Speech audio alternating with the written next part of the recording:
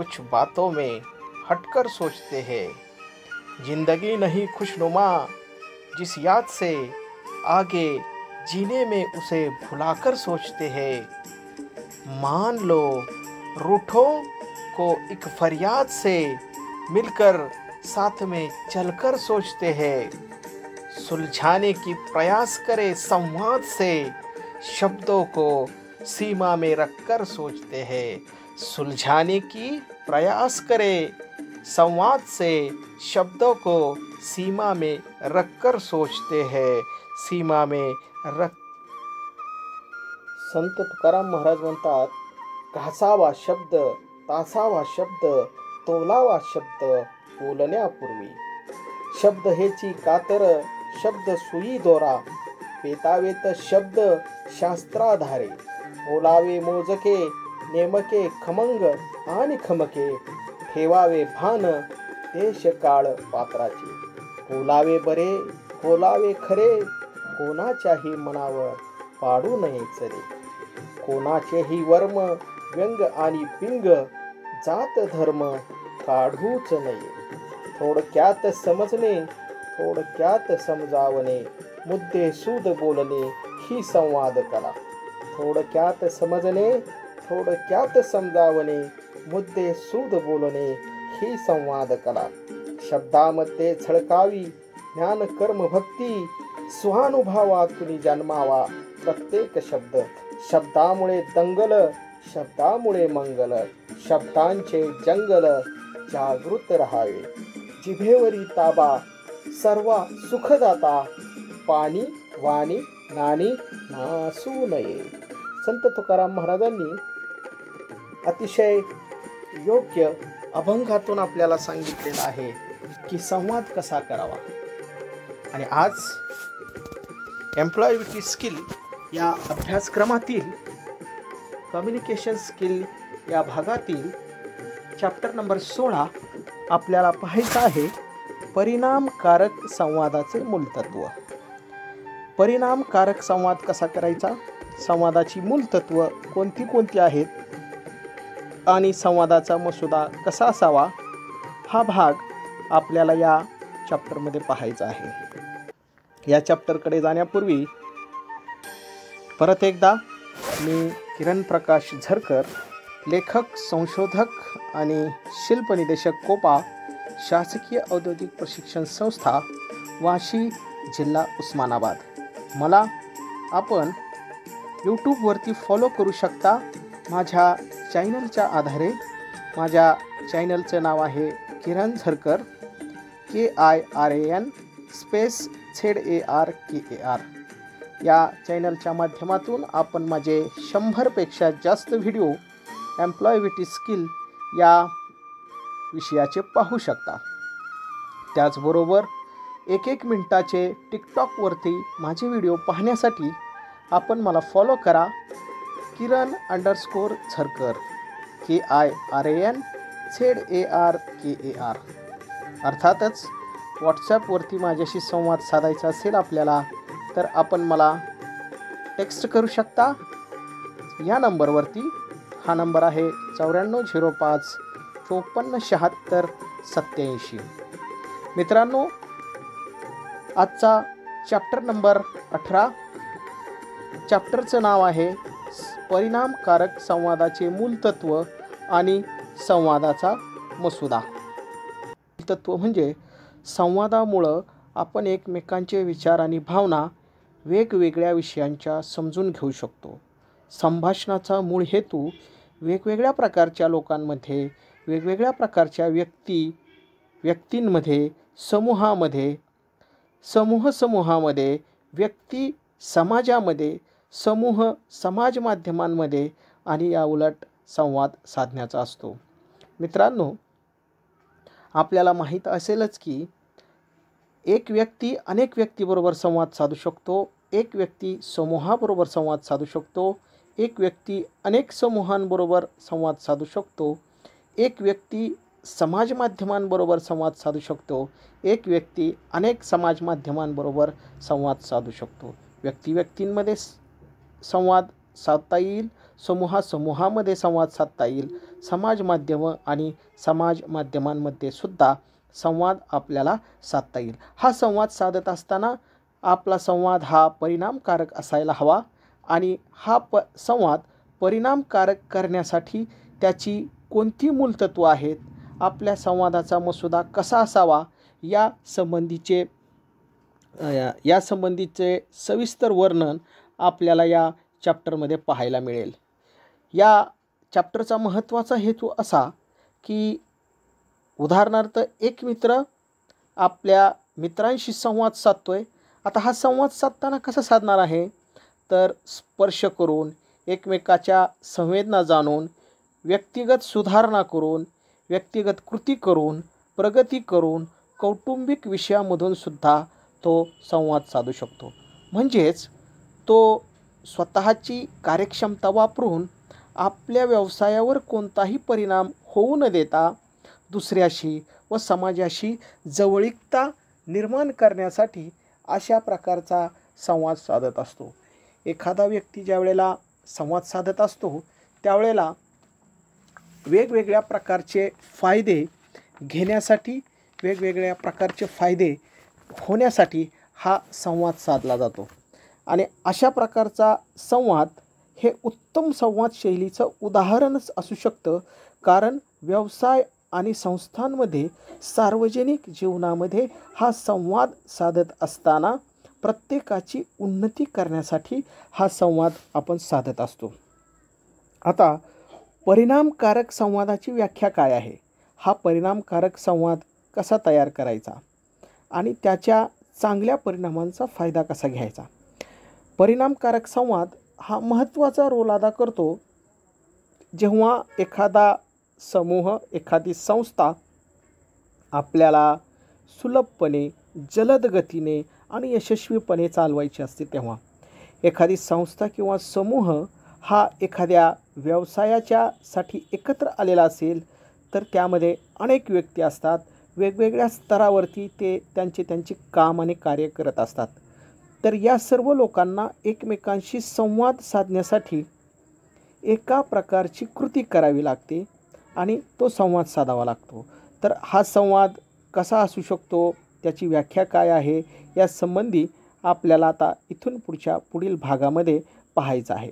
यात महत्त्वाचे 2 मूलतत्व अधोरेखित करण्याची आवश्यकता आहे. एक म्हणजे माहिती देणे आणि 2 म्हणजे त्या माहितीचा लोकांना, ग्राहकांना परिणामकारक पद्धतीनं फायदा होणे, त्याचं महत्त्व समजणे किंवा त्याचं वर्णन त्यांना अवगत होणे. ही 2 मूलतत्व संवादामध्ये महत्त्वाची आहेत. परत एकदा सांगतो, संवादामधली 2 महत्त्वाची मूलतत्व आहेत. त्यातलं पहिलं मूलतत्व आहे की जी माहिती द्यायची आहे ती माहिती स्पष्ट असली पाहिजे. आणि नंबर 2चं मूलतत्व आहे, ज्या लोकांना द्यायची आहे, ज्या ग्राहकांना द्यायची आहे ती परिणामकारक पद्धतीनं सविस्तर वर्णन करून दिली पाहिजे. परिणामकारक संभाषणाची व्याख्या अशी की एखादा व्यवसाय वाढवत असताना परिणामकारक पद्धतीने प्रेरणा देऊन समजण्यासाठी व सहकार्य करण्यासाठी सर्वांमध्ये जागरूकता निर्माण करणे व त्यांच्याशी निगडीत असणाऱ्या सर्व अंगाने त्याला संवादात समाविष्ट करून घेणे असे होय.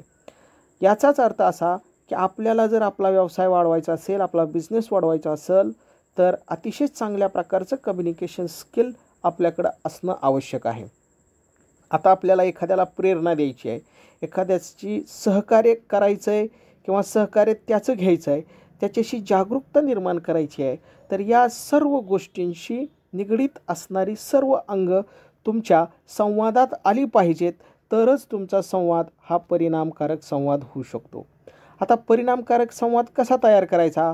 आपल्या सर्वांना माहिती आहे की मनुष्य हा एक सामाजिक प्राणी आहे आणि तो नियमितपणे आपले जीवन व्यतीत करीत असतो, संभाषण करीत असतो, वेगवेगळ्या माध्यमातून तो संभाषण करत असतो. आपण हे आधीच पाहिलेलं आहे की संभाषण ही एक नियमित चालणारी प्रक्रिया आहे. त्यात विचारांची, कल्पनेची देवाणघेवाण आहे. यात एक सेंडर असतो, एक रिसिव्हर असतो आणि या दोघांचीही भूमिका अत्यंत महत्त्वाची असते. संभाषणाची प्रक्रिया पूर्ण झाली असं केव्हा म्हटलं जातं, तर सेंडरचा पूर्ण संदेश हा रिसिव्हरकडे पोचतो आणि रिसिव्हर त्याच्यावरती त्याची प्रतिक्रिया परत सेंडरकडे पाठवतो आणि अशा पद्धतीने ही संवादाची कम्युनिकेशनची प्रक्रिया पूर्ण होते. त्यावेळी असे समजावे की पूर्णपणे कल्पना व भावना आपण ज्या पाठवल्या होत्या त्या पूर्णपणे रूपांतरित झाल्या आहेत. हा संदेश, त्याचा स्वभाव आणि दर्जा हा रिसिव्हरकडे येतो, ऐकणाऱ्याकडे येतो. कदाचित वाचणारा, प्रेक्षकांचा समूह, ज्ञान घेणारे, समजणारे इत्यादी लोकसुद्धा रिसिव्हर असू शकतात. परिणामकारक संभाषण झाले असे त्याची पूर्ण सायकल झाल्यावरच सांगता येऊ शकते.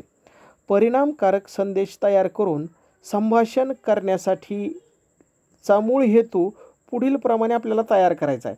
बघा, आपल्या ज्या कल्पना आहेत, आपल्या ज्या भावना आहेत, त्या आपण समोरच्या व्यक्तीकडे पाठवतो आहे. आता हा समोरचा व्यक्ती जो आहे तो रिसिव्हर आहे, आपण आहोत ते सेंडर आहोत. सेंडरकडून पूर्ण माहिती, कल्पना, भावना या रिसिव्हरकडे पाठवल्या. आता ज्याच्याकडे पाठवल्यात तो वाचणारा व्यक्ती असेल, तो प्रेक्षकांचा समूह असेल, ज्ञान घेणारे लोक असतील, समजून घेणारे लोक असतील, ते रिसिव्हर असू शकतात.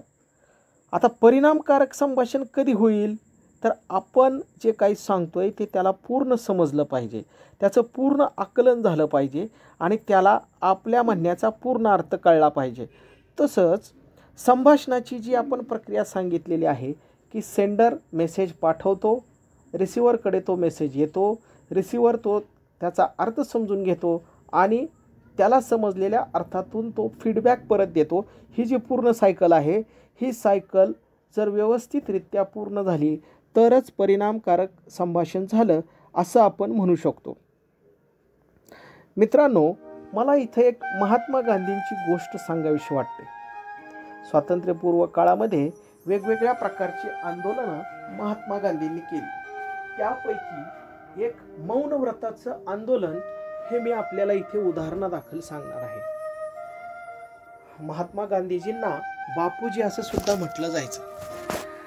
आपल्या देशाचे ते पिताच होते आणि अहिंसा परमो धर्म या तत्वावर चालणारे महात्मा गांधी. अगदी कुणाला वाईट न बोलता, कुणाच्या अंगावर धावून न जाता, अगदी कुणावर लाठी न उगारता त्यांनी या भारताला स्वातंत्र्य मिळवून देत असताना खूप मोठे परिश्रम केले आणि या भारताला स्वातंत्र्य मिळवून दिलं. आपल्या सगळ्यांना महात्मा गांधी हे एक आदर्श व्यक्तिमत्व आहे. असंच एकदा महात्मा गांधी आपल्या काही मागण्या घेऊन इंग्लंडला गेले होते. अर्थातच इंग्लंडचे जे राजकुमार होते ते इंग्लंडचे राजकुमार यांना भेटण्यासाठी त्यांचा प्रयत्न चालू होता आणि त्यांना इंग्लंडच्या राजकुमारांनी, म्हणजेच इंग्लंडचे जे त्यावेळेसचे राजे होते, त्यांनी त्यांना भेटण्याची वेळ दिली. मात्र त्यांना जी भेटण्याची वेळ ज्या दिवशी मिळाली, नेमकं त्या दिवशी महात्मा गांधींचं मौन व्रत होतं. आणि महात्मा गांधी आपल्या सर्वांना माहिती आहे, आदर्श व्यक्तिमत्व. आपल्या भारतालाच नव्हे तर वेगवेगळ्या देशांमध्ये जाऊन तिथल्या देशांना सुद्धा महात्मा गांधींनी स्वातंत्र्य मिळवून दिलं. महात्मा गांधी राजवाडा जो होता त्या राजाचा, त्याच्या पायऱ्या चढत होते. हळुवारपणे एक एक काठी. आपल्याला महात्मा गांधींचा वेश तर सगळ्यांना माहीत असेलच. एक पंचा आणि अंगावरती एक पांढरा कपडा, तोही स्वतः सूतकातून बनवलेला, आणि एक चष्मा, हातात आधारासाठी असलेली काठी. महात्मा गांधी पुढे गेले आणि महात्मा गांधींच्या सोबत त्यांचा एक सहकारी होता.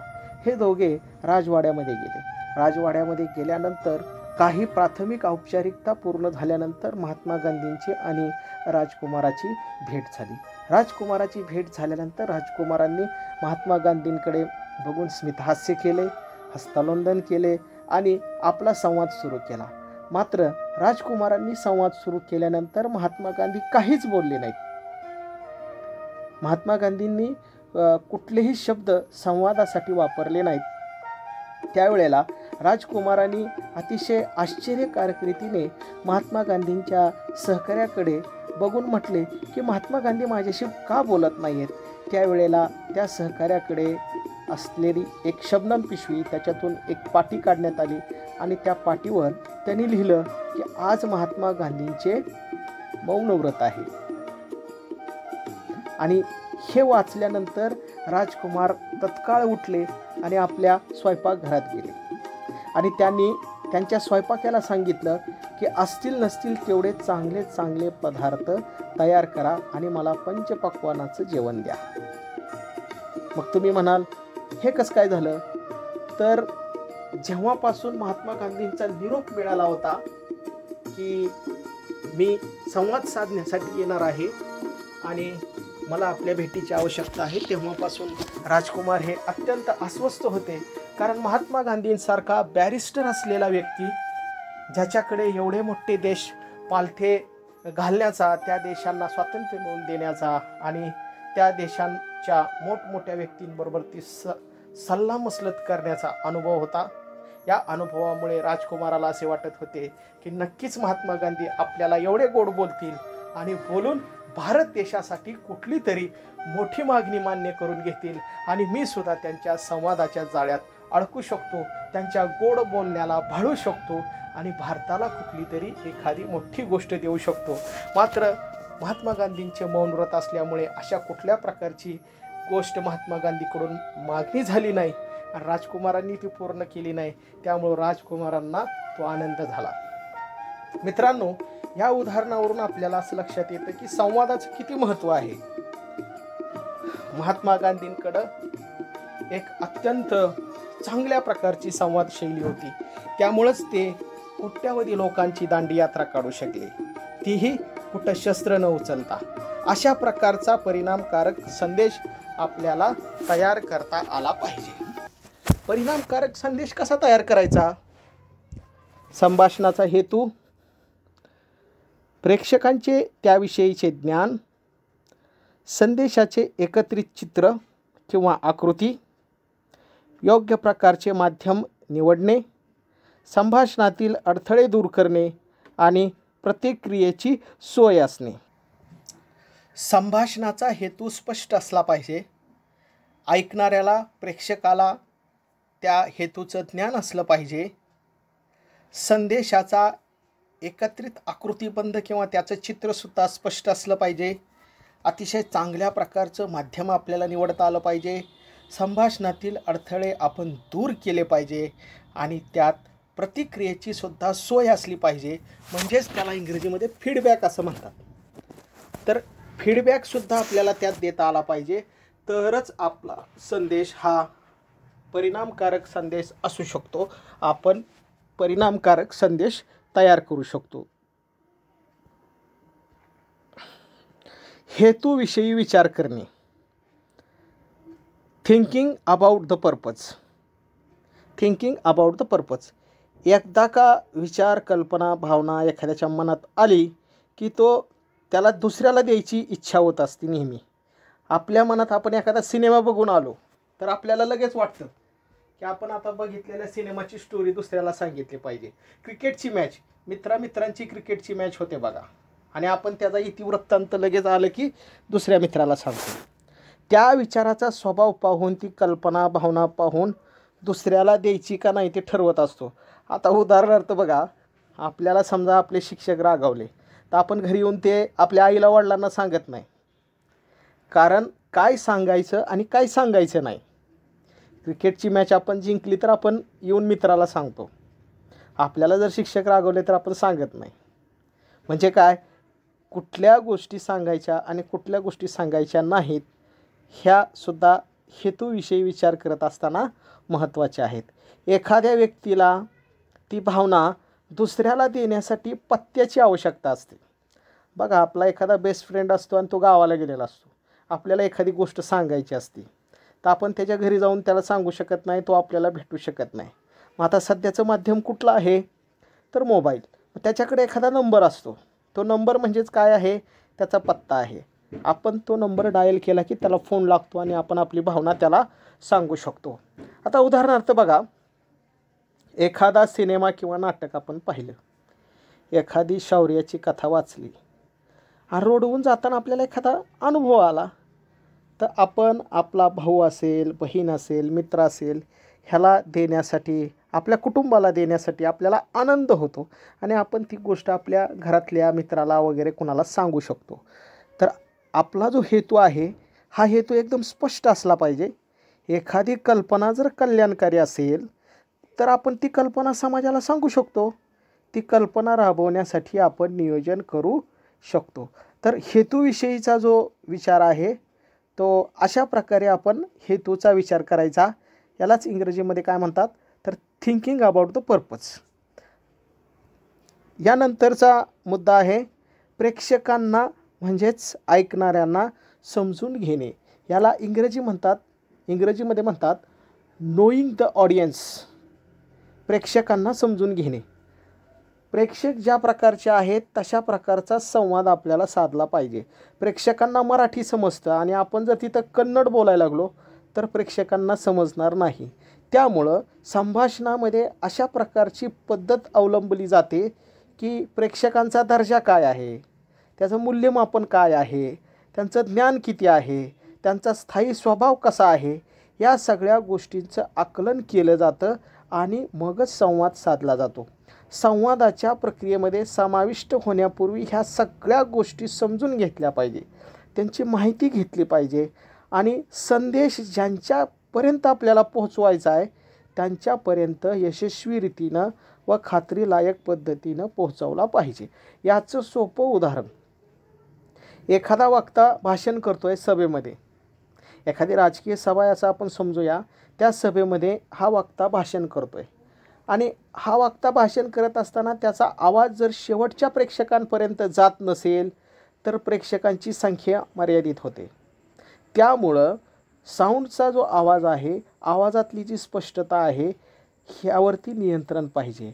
त्यामुळं संवाद यशस्वी रीतीनं, आपला जो संदेश आणि संवाद आहे तो यशस्वी रीतीनं आणि खात्रीलायक पद्धतीनं शेवटच्या रिसिव्हरपर्यंत पोहोचला पाहिजे. आणि आपण हे जर केलं नाही तर आपले केलेले प्रयत्न सगळे निष्फळ ठरतात, आपली प्रक्रिया निकामी ठरते आणि त्यातून आपल्याला ज्या प्रकारचं फलप्राप्ती पाहिजे ती होत नाही. आपला वेळ, ऊर्जा, पैसा इत्यादी गोष्टी सगळ्या वाया जातात. म्हणून अशा प्रकारच्या संवादामध्ये आपण अत्यंत काळजीपूर्वक प्रेक्षकांना समजून घेतलं पाहिजे आणि अशा प्रकारे जर आपण त्यांना समजून घेतलं तरच त्यावरती आपलं यश अवलंबून आहे. बघा, मगाशी मी त्या राजकुमाराची गोष्ट सांगितली होती. त्याने महात्मा गांधींना समजून घेण्यामध्ये किती मोठी चूक केली. महात्मा गांधींना समजायला त्याला संवादाच्या शेवटच्या वेळेला समजलं की महात्मा गांधींमुळे त्याला कुठल्याही प्रकारचा धोका नाही. तर अशा प्रकारे आपण समोरच्या व्यक्तीला, जो आपल्याशी संवाद साधणारा व्यक्ती आहे, त्याला जर समजून घेतलं तर आपला संवाद अतिशय परिणामकारक पद्धतीनं होऊ शकतो. आता आपला जो संदेश आहे, आपल्याला जो संदेश द्यायचा आहे त्याचा आकृतिबंध तयार करावा लागेल. त्यालाच इंग्रजीमध्ये स्ट्रक्चरिंग द मेसेज असं म्हणतात.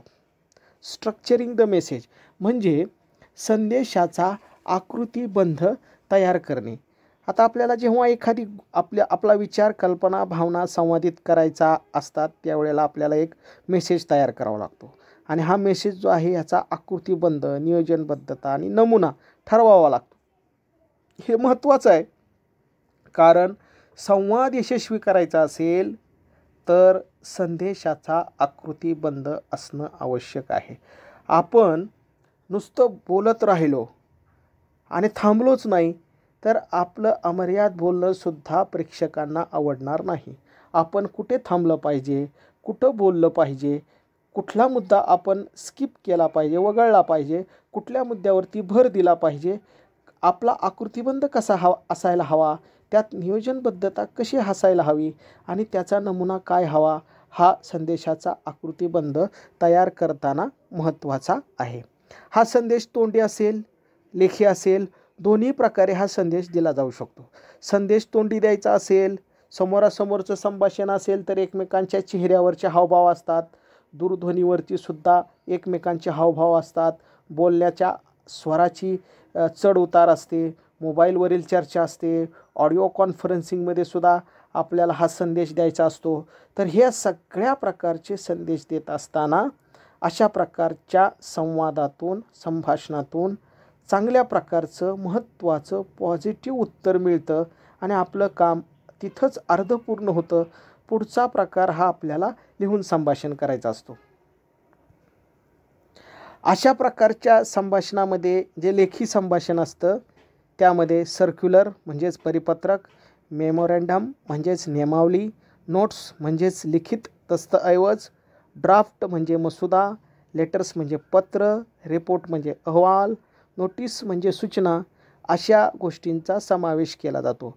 आता प्रत्येक गोष्टीचा मायना, प्रत्येक गोष्टीचा स्ट्रक्चर हे वेगवेगळं आहे. परिपत्रक कसं असावं, नियमावली कशी असावी, लिखित दस्तऐवज कसे असावे, मसुदा कसा असावा, पत्र कसं असावं, रिपोर्ट कसा असावा आणि सूचना कशी असावी, या सगळ्यांचे फॉर्मॅट वेगवेगळे आहेत. तर या सगळ्यांचं स्ट्रक्चरसुद्धा वेगवेगळं आहे. यातली भाषासुद्धा वेगवेगळी आहे.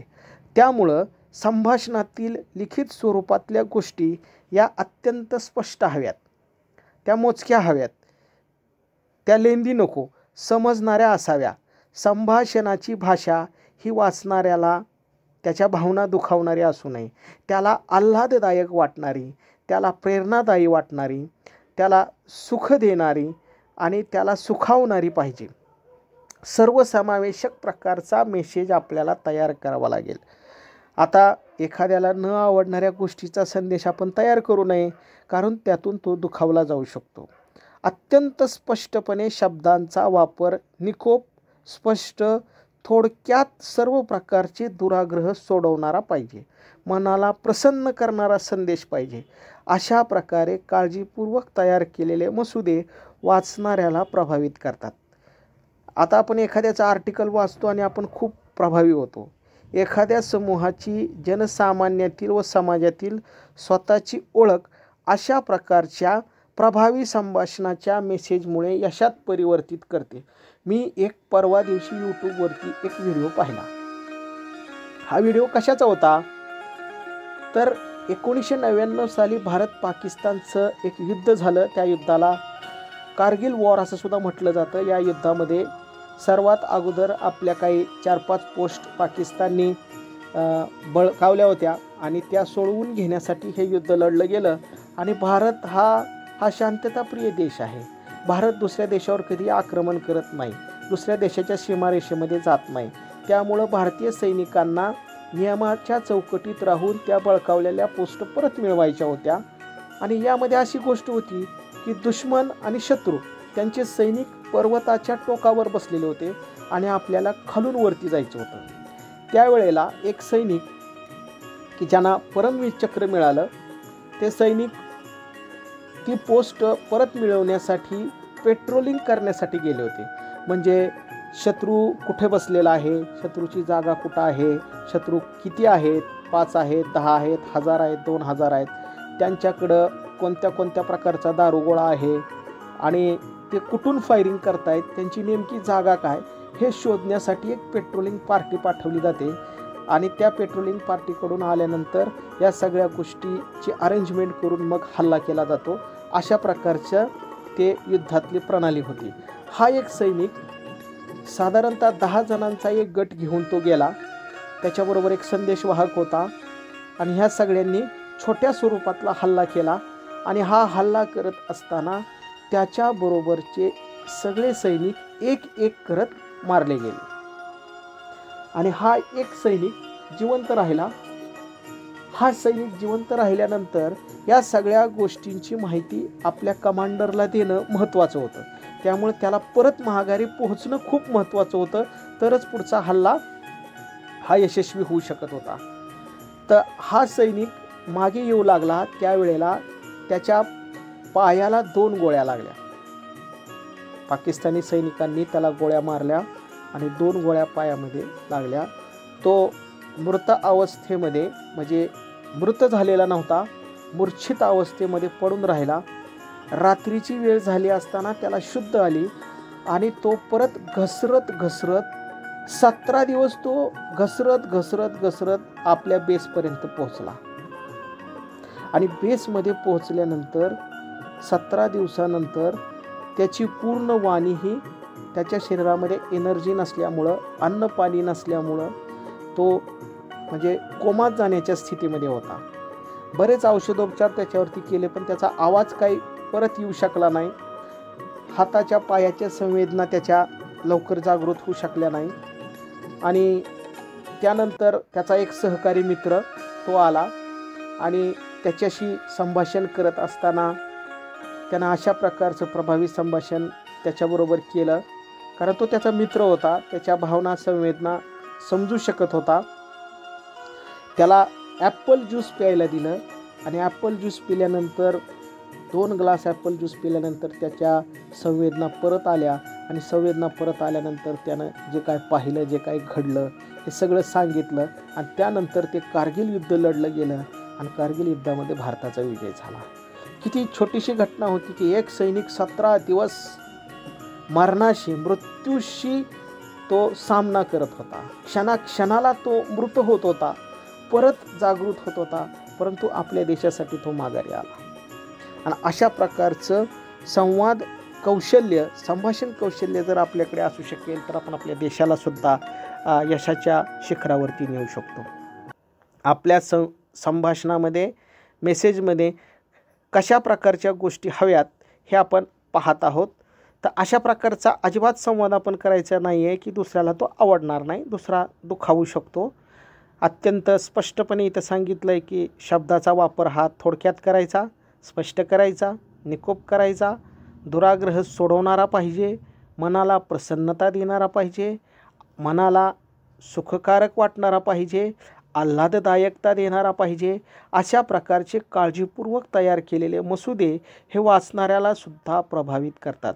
एखाद्या समूहाची, जनसामान्यातील, समाजातील स्वतःची ओळख अशा प्रकारच्या प्रभावी संभाषणामुळे आणि मेसेजमुळे यशात परिवर्तित होते. याचाच थोडक्यात अर्थ असा आहे की म्हणजे जो व्यक्ती अतिशय चांगल्या प्रकारचं संभाषण करू शकतो, त्याच्याकडे संवाद कौशल्य आहे, त्याला मोठ्या प्रकारचं यश मिळू शकतं.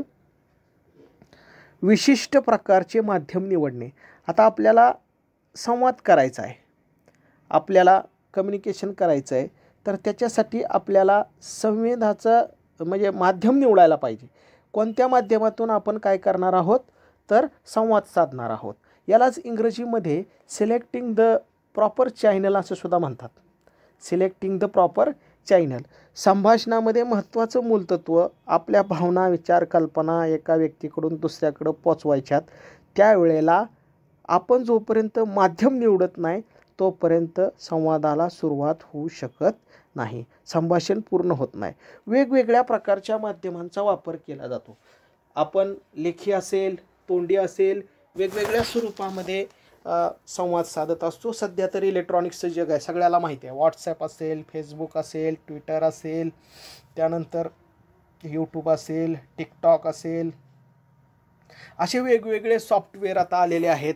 त्याचबरोबर मायक्रोसॉफ्टचं कायझन हे सुद्धा सॉफ्टवेअर आहे की जगामध्ये संवाद साधण्यासाठी या गोष्टीचा वापर केला जातो.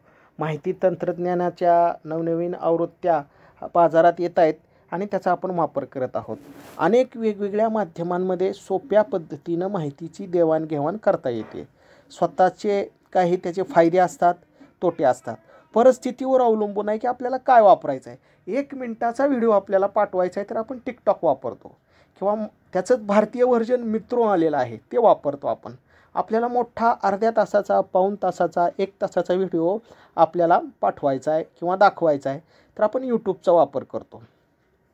टेक्स्ट मेसेज असेल, इमेज असेल पाठवायचे आहे, तात्काळ पाठवायचे आहे तर आपण व्हॉट्सॲपचा वापर करतो. अशा प्रकारे आपण मेसेज पाठवण्यासाठी वेगवेगळ्या प्रकारच्या माध्यमाचा वापर करू शकतो. आता आपल्याला मेसेज किती लवकर पाठवायचा आहे त्याच्यावरती आपल्या संभाषणाचं माध्यम ठरत असतं.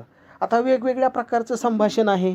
लिखित संभाषण आहे, मीडिया संभाषण आहे, मॉडेल संभाषण आहे, तोंडी संभाषण आहे. लेखी संभाषणामध्ये आपण मेल करू शकतो, टेलिग्राफ करू शकतो, टेलेक्स करू शकतो, फॅक्स करू शकतो, ईमेल, न्यूजपेपर, नोटीस अशा प्रकारच्या गोष्टींचा वापर करू शकतो.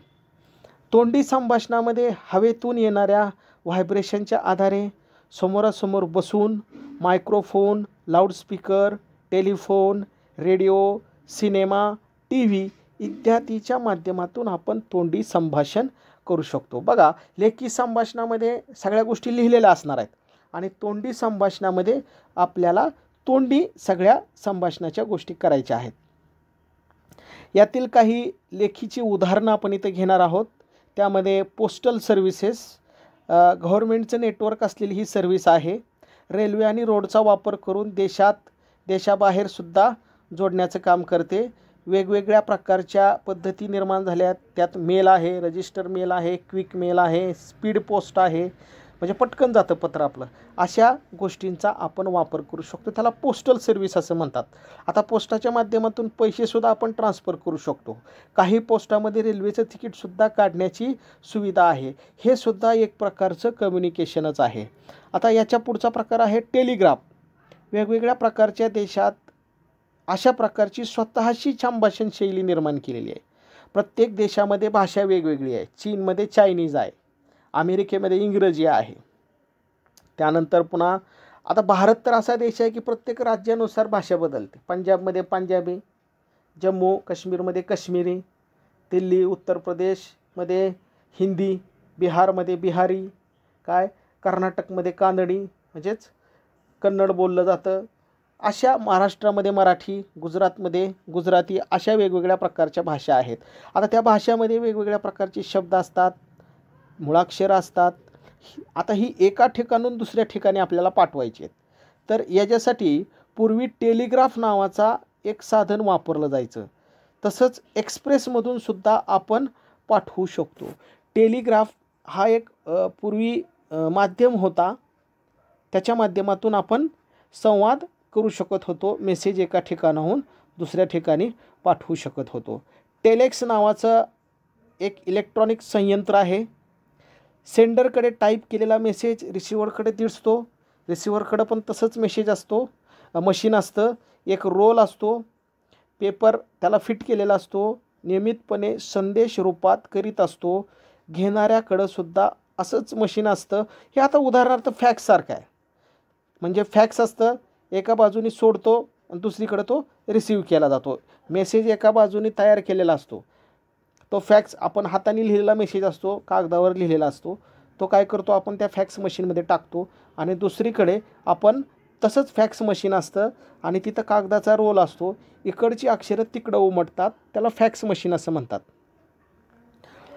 आता फॅक्स मशीनमध्ये सेंडर रिसिव्हर यांची आवश्यकता नसते. त्यांच्या व्यतिरिक्त देखील संभाषण होऊ शकते. म्हणजे सेंडरनी रिसिव्हरला कॉन्टॅक्ट करण्याची आवश्यकता नाही. 2 मशीन असतात. एक मशीनमध्ये माहिती जाते आणि दुसऱ्या मशीनमधून माहिती आपल्याला मिळते. काही मशीनमध्ये स्क्रीनवर मेसेज दिसतो. तशा प्रकारचं पण संभाषण केलं जातं. विशेष करून न्यूज मार्केटमध्ये, न्यूजपेपर मार्केटमध्ये, शेअर मार्केटमध्ये अशा प्रकारची टेलेक्स नावाची यंत्रणा पूर्वी वापरली जात होती. आता याच्यापेक्षा आधुनिक पद्धतीचा काळ आहे. आधुनिक याच्यापेक्षा मेसेजिंगचे प्रकार आलेले आहेत. टेलिफोन, तोंडी संभाषणासाठी टेलिफोन हे अत्यंत महत्त्वाचं माध्यम आहे. आता तर मोबाईल आलेले आहेत. 2 व्यक्ती समोरासमोर नसल्या तरीसुद्धा एकमेकांना बोलू शकतात. इंटरकॉम असेल, STD असेल, देशाविदेशातमध्ये सुद्धा आपण बोलू शकतो. तत्काळ संभाषण. आत्ता आपल्याला वाटलं की बाबा आपल्याला आता आईशी बोलायचं आहे, लगेच फोन दाबला, रिंग जाते, उचलला की आपलं संभाषण होतं. उद्योन्मुख देशामध्ये कॉन्फरन्सिंगसाठी सुद्धा अशा प्रकारच्या टेलिफोनिंगची सुविधा वापरली जाते. कार्डलेस, वायरलेस मोबाईलद्वारे एकमेकांना त्वरित संभाषण करू शकणारी ही कार्यप्रणाली आहे. आपलं शब्दच नाहीत तर रिंगटोन जाऊ शकतात, पिंच जाऊ शकतात, व्हॉईससुद्धा स्पीकरवर पाठवू शकतो. टेलिफोन ही व्यक्तिगत संभाषणाची नव्या जमान्याची रीत आहे. मात्र जेथे रेकॉर्डिंग करण्याची आवश्यकता असते तेथे मात्र अशा प्रकारच्या माध्यमांमुळे गैरसमज होण्याची शक्यता आहे. त्यामुळं प्रत्येक प्रकारचं माध्यम असेल तर त्याला काही फायदे असतात, काही तोटे असतात. ज्या वेळेला ऐकून कृती करायची आहे तेव्हा सर्व गोष्टी ऐकल्यानंतर त्या लक्षात ठेवाव्या लागतात व कृती करावी लागते. आणि टेलिफोन हा आपल्या जगातला सध्याचा एक अविभाज्य घटक झालेला आहे. मोबाईल असेल, टेलिफोन असेल, त्याशिवाय आपल्याला राहणं अशक्य झालेलं आहे जवळजवळ. अशा प्रकारचं कम्युनिकेशन आपण नेहमी करत असतो. याही पुढची काही कम्युनिकेशनची माध्यमं आता आलेली आहेत. त्यामध्ये ट्विटर आहे, ईमेल आहे, फेसबुक आहे, यूट्यूब आहे, टिकटॉक आहे, व्हॉट्सॲप आहे. आता मी सुद्धा आभार व्यक्त करत असताना माझ्या स्क्रीनवरती लिहिलेलं आहे, follow me on YouTube, TikTok, WhatsApp. माझे तिन्हीवरचे जे ॲड्रेस आहेत, जिथे तुम्ही माझ्याशी संवाद साधू शकता ते दिलेले आहेत. आज आपण हा जो चॅप्टर बघत होतो, या चॅप्टरमध्ये सांगितलेलं आहे की परिणामकारक संवाद, त्याची मूलतत्व आणि संवादाचा मसुदा काय आहे. Principles of effective communication and content of message हा टॉपिक आज आपण इथं पाहिला. आपल्या सर्वांचे आभार. धन्यवाद.